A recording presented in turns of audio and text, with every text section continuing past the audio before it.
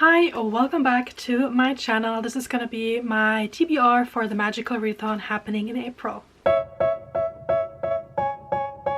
So in April, if you didn't know already, Book Roast is hosting the Magical Readathon Spring Equinox. This is a readathon that's happening twice in a year, maybe 3 times when there is like a little side quest during the winter months, but mostly it's April and August, and it is a Dungeons & Dragons inspired readathon with a very unique backstory. There are maps, there is lore, so go check out Book Roast's video about it. The whole readathon is based on a magical academy, a magical school, where our characters that we choose for ourselves learn a certain trait, and because of the trait that we choose, we have to read certain books for prompts. Now I'm gonna link Book Roast's video down below where she explains everything, that if you want to join and do all of it, like create a character, create a backstory, find out in which house your character belongs and what kind of trait they might want to do, I will link her video where she explains it step by step. But there are different ways you can actually join this readathon. Either you do, as I just said, go and create your own character, which is so much fun. I don't really remember like what stage my character is on, because with every school year you kind of advance in your chosen profession. I participated every year, but I'm not sure if I always managed to read for all the prompts that I needed in order to advance in my studies. So I'm not sure like what professional standing I have in this world, but I do still remember like picking my characters and creating his backstory, which in turn made me realize what he wanted to be and like what he needed from that. And there's just so much fun creating and being part of this community, and I can't wait for April to start. Also, if you have been thinking about joining the Magical Readathon and have been kind of intimidated, April is always the way to go, because there are fewer obligations that you have to do in order to finish the readathon, because in April we have just a certain amount of books that we need to read for it. In August, based on the profession that you chose, you might need to read a bit more, but I will get to that a bit later. But if you don't really care about the whole lore, about the whole character-based situation, you can still join, you can still be part of it. You can either just go and call up the callings and just see what profession you might be inclined to be, like what sounds good to you. You don't need a character for that, you can just go and see what calls to you. And then if you, for example, choose the Story Weaver, you can just go and see what the requirements are for this. So this is the spring equinox, this is the autumn equinox, and like I said, in the autumn you probably need to read a bit more, so just be aware if you want to continue later in the year. In the spring equinox you only need to read 1 prompt per subject, but in the autumn you might need to read up to 3 books. Again, just look at the rules if you want to know more. But even if you don't want to do that, if you don't want to look at the callings, if you don't want to know about the professions, you just want to read certain books for certain prompts, you can just go ahead and look at the syllabus. These are the subjects and these are the prompts for those, and you can just go by that. You can just see what books you want to read and just see if it fits any prompts. You can just go by the prompts and choose books because of that. It's all good. But yeah, it's fun to join, it's a fun community, and there are going to be sprints, there's a Discord, there's a lot of fun things happening in April. So let me know down in the comments if you're joining and maybe what your character is, what your profession is, what you're planning on reading. I would be so happy to know more about your adventures in this Magical Academy. Like I said, I remember what I chose for my character way back when this all started, and it's been a Master of Elements ever since. I am very happy with this decision. The requirements for this particular profession is doable in April as well as in August, so that's good. For Master of Elements, I need to read for 6 subjects, and I will go through these and show you the books that I chose for them, and later on I will show you books that I might read for the rest of the subjects. Those aren't requirements, but I might just go ahead and choose them as well, because why not? It's fun, and those are all books that I really want to get to, and the prompts are just too much fun not to. The first subject that I have to sit through is animal studies, and I chose So Let Them Burn by Camilla Cole.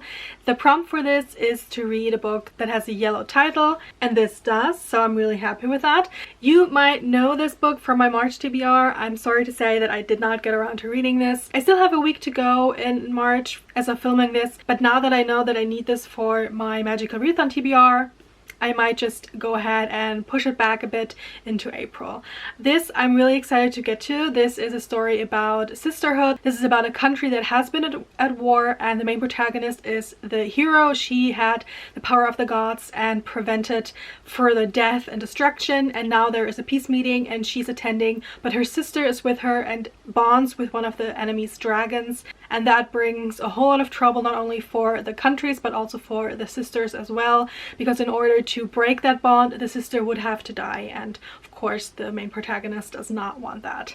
So really excited to get to this, even though I did not get around to reading this in March, but it's fine. I also got these bookmarks from Book Roast, I think it was last year or like a couple of years ago. They have the different subjects on it. There is one for each of them, so I might as well just put them in the book that I might want to read for this. So this is for animal studies. Perfect. The next book that I have to pick is a book for the prompt Zodiac recommendation, and that is for the subject astronomy. I don't have a physical copy for this, and again, it's a book that I wanted to read in March, but I didn't get around to, and that is Curious Tides by Pascal Lassalle. This is actually perfect for this kind of readathon because it does take place in a magical school.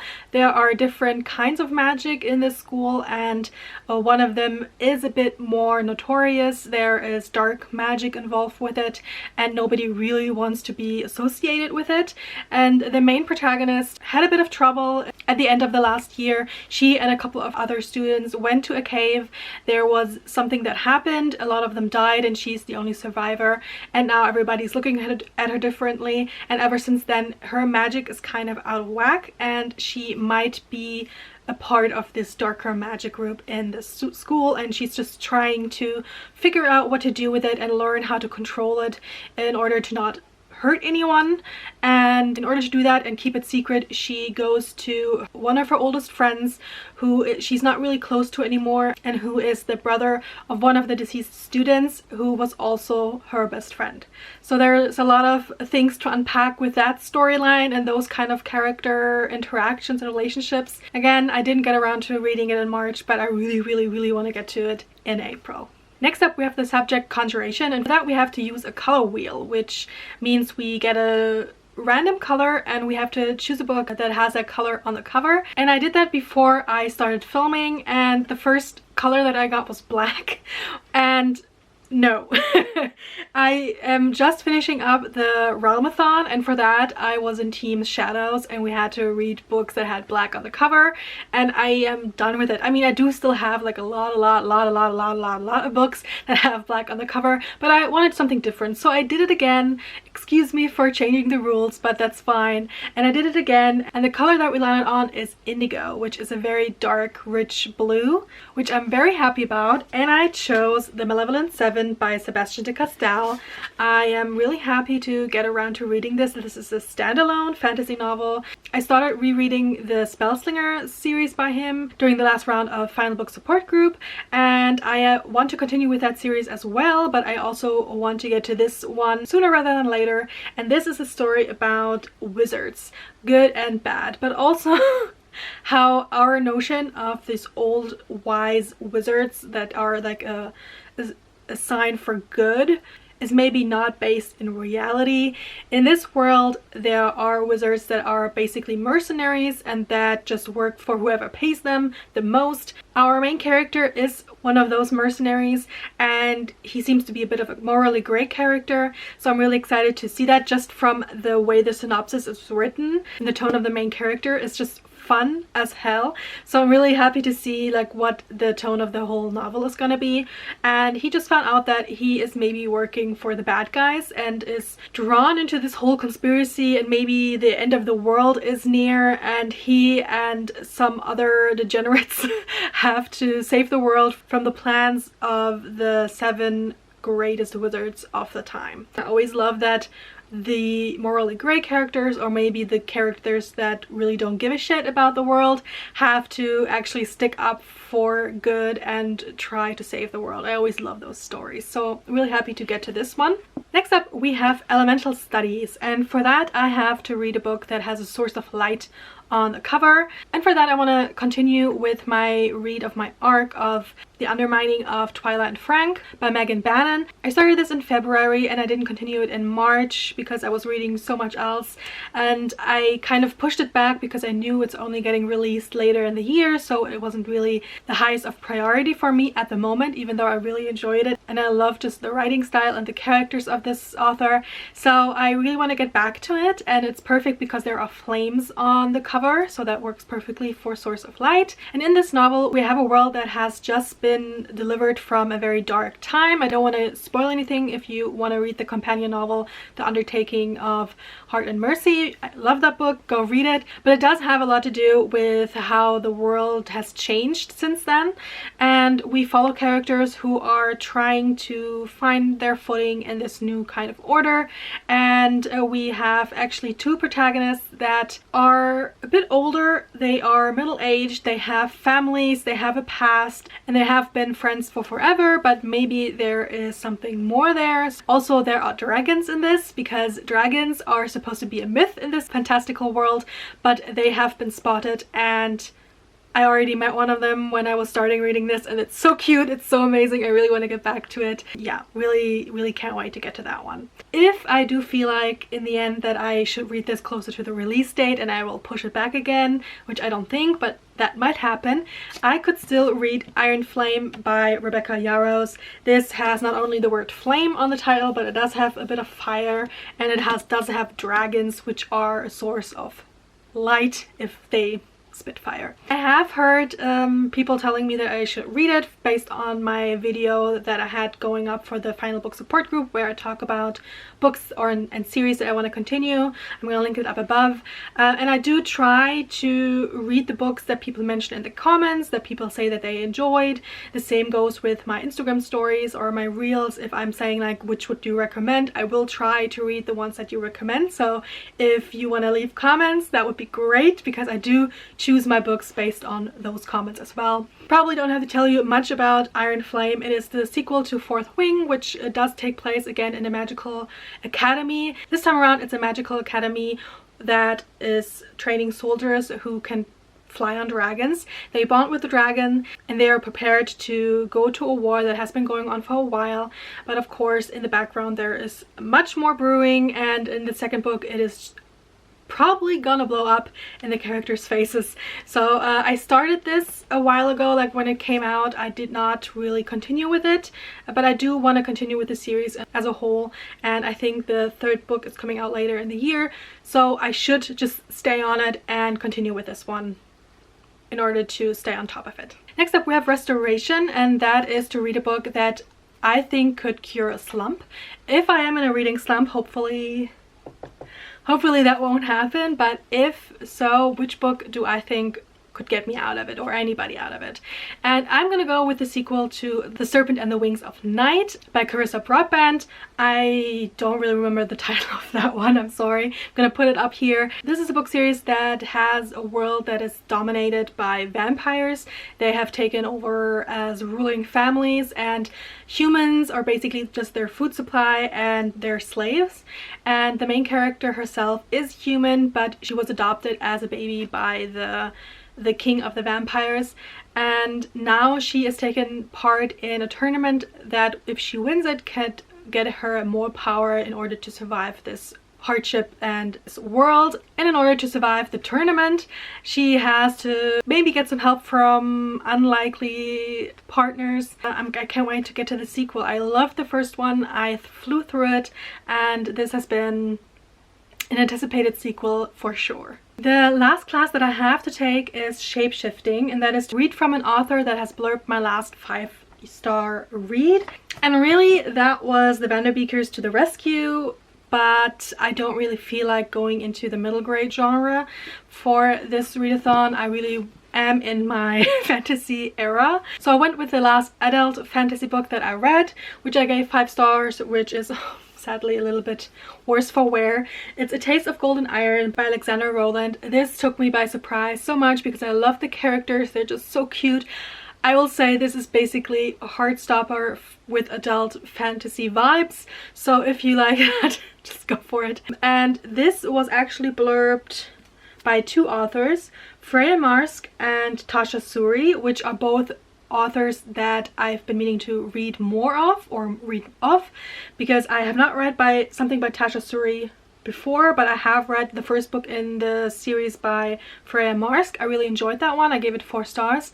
I have been meaning to get to the sequel because I have an arc for that, which is basically a companion novel to the first book and is following the sister of the main character of the Marvelous Light. Is that the name of the first book? I have been meaning to get to the sequel. Like I said, it has very like historical vibes. It's the second book takes place on a ship. There's a voyage and someone gets murdered, and the main character has to kind of solve it, I think. And I think there's also like a sapphic love story going on, so really happy to go back into that world. But I also have 2 books by Tasha Suri on my TBR. I have Empire of Sand by her, the first in I think a trilogy. This is following Mare, who is trapped between 2 cultures. She's performing forbidden rites for one of the cultures when she is discovered and is kind of trapped by the decision to either go to prison or to do the bidding of her captors, which would entail to be part of an arranged marriage. If she does not go with the marriage, it could be that the gods themselves may awaken and seek revenge. So a lot of things happening in this one, but I do think that this could be a really fun and action-packed read with a lot of like high stakes decisions that the character has to make. But I also want to read The Jasmine Throne by this author. I have that one as an ebook also on my TBR, and in that one we have a historical fantasy novel based on India. We have a princess that was taken captive by her tyrant of a brother, and she wants to get back her throne, and she was held captive in a temple, and one of the priestess that is taking care of her and the temple has a magical ability that nobody is allowed to know about. And when the princess finds out, they are both escaping from this whole mess and are trying to find not only the family of the priestess but also trying to get back the throne for the princess. Both of these, all 3 of these sound amazing. So let me know down in the comments if you've read any of the 3 and which one you would prefer me reading or which you think I might like. I am at this moment putting Empire of Sands on my TBR because this is the only physical copy that I have, and I am trying to get to my physical TBR. Also, this, as of this moment that I'm filming this, does sound the most intriguing to me. So those were the 6 subjects that I need to read for in order to complete this semester. And of course I do want to put books on for the prompts that I don't really have to read, but they might be options for me to read because I do want to read a bit more in April.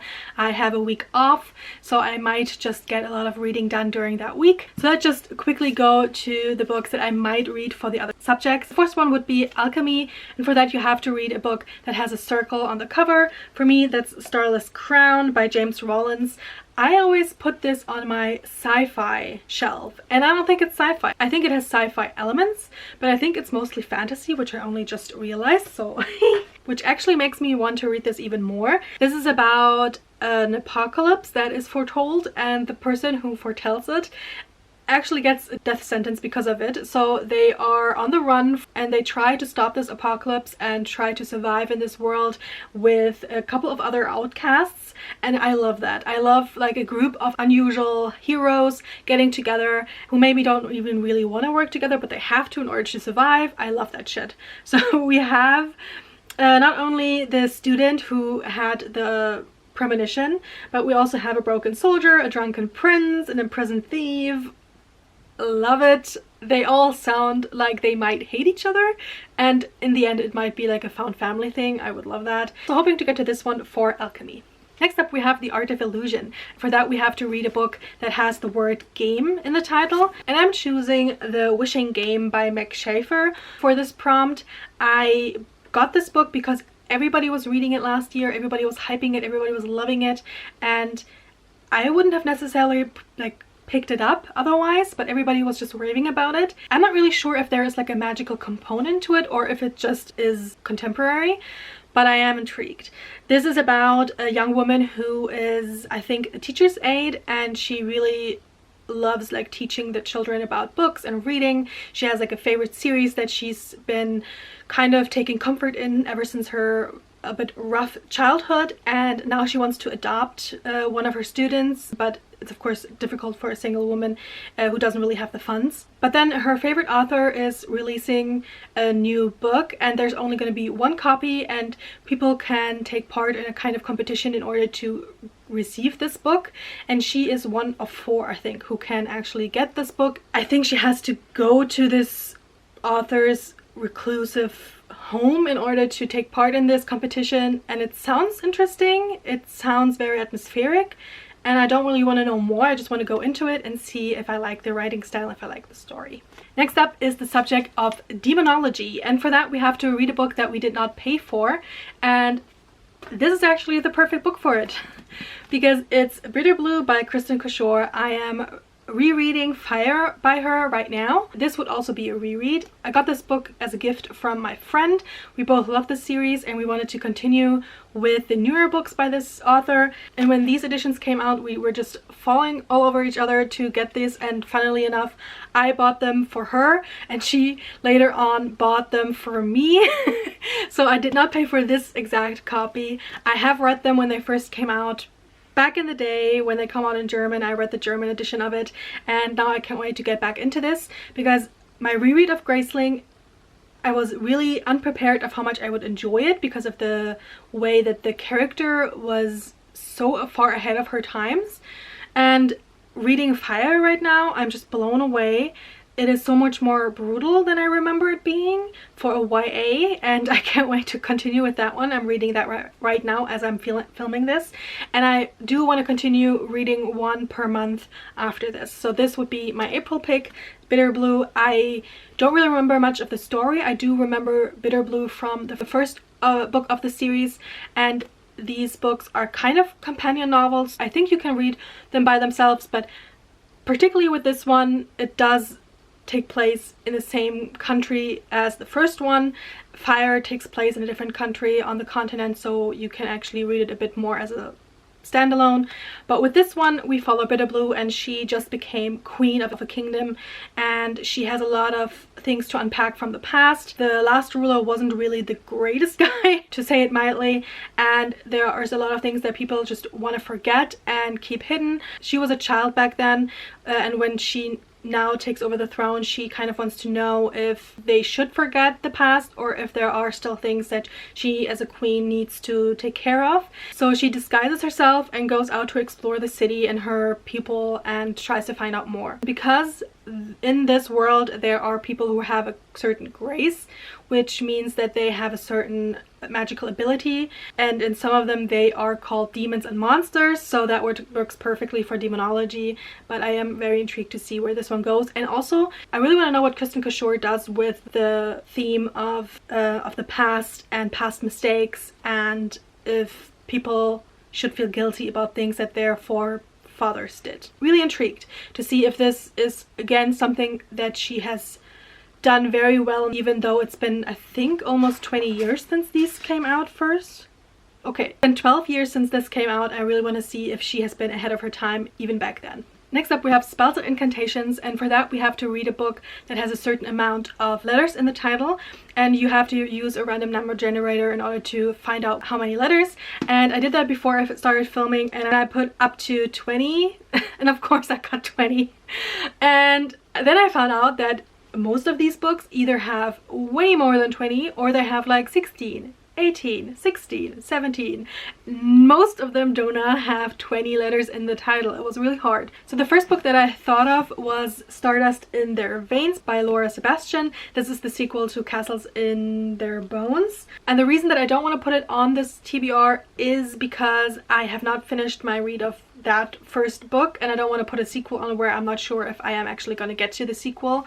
So I continued to look, and I found 2 more books that actually would work for this prompt. The first one would be a reread, The Bone Shard Daughter by Andrea Stewart. This is set in a world where the emperor has a certain magical ability to use bone shards in order to make constructs that he then can use as soldiers, and we follow his daughter as she navigates this world. We also have a different plot line that follows, I don't remember what he's doing. Like, that's why I need to reread this, because I do know that he's at some point on a boat and there is like a little animal companion there that he meets, which is the cutest animal companion that you can think of. Other than that, I don't really remember much, as I've said in my final book support group TBR.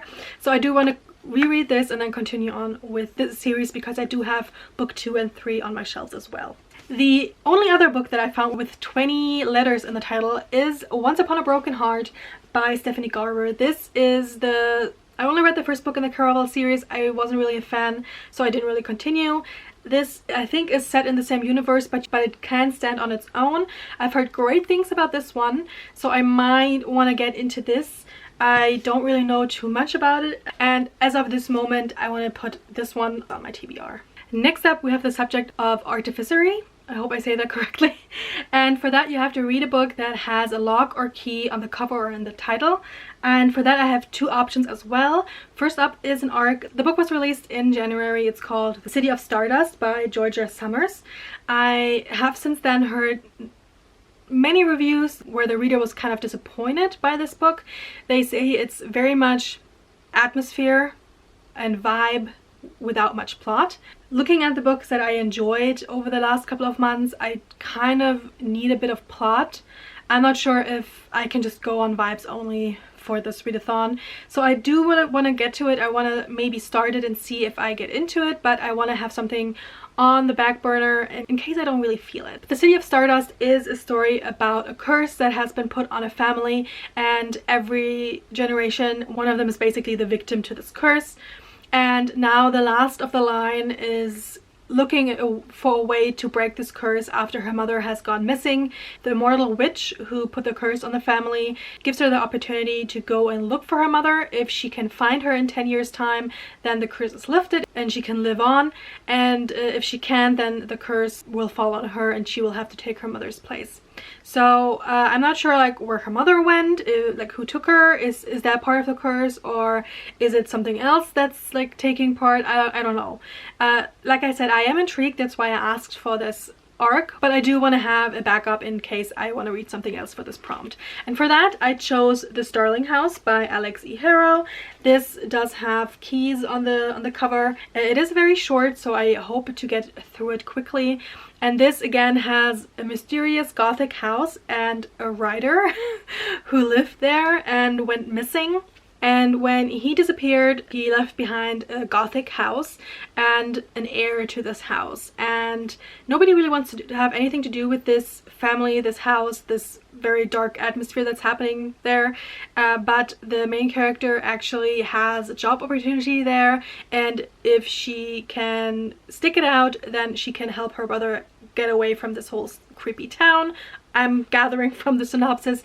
So she goes there and stuff keeps happening. It seems to be like the house maybe fantastical. I don't know. Gothic, for me, like gothic novels can go either way. I can either love it or hate it. If it's too random, like the magic happening, if it's too random, I'm not into it.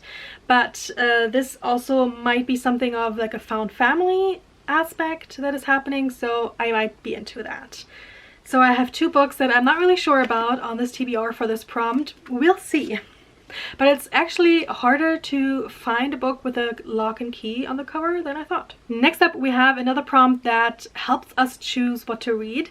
We have the subject inscription, and for that we have to put pen to paper and write down 3 book titles and randomly choose one of them and read the book for this prompt. And again, I went with books that people commented on my reel that I did for Readathon. I did not get around to reading them for that readathon, but maybe I can read them in April. So the first one is Hotel Magnifique by Emily J. Taylor. This is a story about a whimsical hotel. Every night it appears in a different town, a different country, and in order to be part of this whole thing, the main character takes up a position in this hotel hotel, but it might be more mysterious and there's more going on in the background than she thought. And she has to kind of figure out what's going on in order to help her, not only herself, but her sister who's working there as well. The next book that someone said they enjoyed a lot was The Book Eaters by Sun Yedin. In this world, people eat books, and the kind of stores that they eat have a way of influencing the characters and the way they think. So the boys in this community, they get like the adventurous, courageous stories, and the girls kind of get the books that make them great wives and mothers. And then we have the main character who was kind of raised on these fairy tales, and then she has a son who does actually not need books to survive. He needs the minds of people. So eating minds sounds kind of disgusting, and eating books sounds kind of disgusting, which is maybe why I didn't pick up this very short book until now. I've heard mixed things about this, but I am still intrigued to start it, so this is a possibility. And the last book that someone recommended me based on the reel that I did was Suzanne Clark's Piranesi. I started this once. I was so lost that I put it down and didn't pick it back up, but I still want to continue because it has such good ratings and people love it and they say it's an amazing book. There isn't much I can tell you about the synopsis of this. It is basically about a character named Piranesi who lives in this magical building world. We don't know how big it is. Like, there is nothing else except this building, these statues that are like everywhere. What are they supposed to represent? And the only person that he knows exists in this world is someone who checks up on him, but all of a sudden there is supposed to be like another character who has something to do with this whole world. It sounds weird. I think it is weird.